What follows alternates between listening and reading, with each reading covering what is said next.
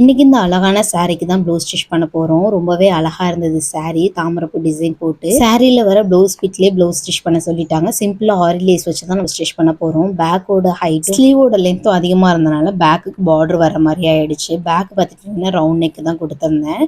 Round neck stitch பண்ணிட்டு ஸ்லீவுக்கு பார்த்துட்டிங்கன்னா ஒரு 10 இன்ச் லென்த்தில் ஸ்லீவ் இருக்க மாதிரி ஸ்டிச் பண்ணியாச்சு. எல்லாமே ஸ்டிச் பண்ணி முடிச்சதுக்கப்புறம் ஆரி லேஸ் வந்து நம்ம ஸ்டிச் பண்ணணும். ஆரி லேஸ் ஸ்டிச் பண்ணுறதுக்கு இந்த மாதிரி கம் வந்து வாங்கி வச்சுக்கோங்க. ஃபஸ்ட் நம்ம ஸ்டிச் பண்ணிட்டு அதுக்கப்புறம் கம் வந்து ஒட்டி விட்டோம்னா நல்லா ஃபிக்ஸ்டாக இருக்கும். இதை ஒட்டுறதுக்கு பார்த்துட்டிங்கன்னா B7000 க்ளூ தான் நான் யூஸ் பண்ணிட்டேன். இதை ஸ்டிச் பண்ணும் போது கண்டிப்பாக கொஞ்சம் கேர்ஃபுல்லாக தான் ஸ்டிச் பண்ணணும். ஏன்னா கர்வ்லெலாம் வளையிறதுக்கு ரொம்பவே கஷ்டமாக இருந்தது. அதனால் பார்த்து தான் ஸ்டிச் பண்ணுற மாதிரி இருந்தது. அதே மாதிரி நம்ம ஒட்டுறப்பையும் கொஞ்சம் கொஞ்சமாக ஒரு 3 இன்ச் அளவுக்கு கொஞ்சம் கொஞ்சமாக வச்சுட்டு தான் நம்ம ஒட்டுற மாதிரி இருக்கும். அந்த மாதிரி ஒட்டி எல்லாம் காஞ்சதுக்கப்புறம் தான் நம்ம சைடு வந்து ஃபினிஷ் பண்ணணும். பர்ஃபெக்டாக ஃபினிஷிங்கோட எல்லாத்தையுமே ஃபைனலாக முடிச்சுட்டேன். எப்படி இருக்குன்னு சொல்லிட்டு கமெண்ட் பாக்ஸில் கமெண்ட் பண்ணுங்கள்.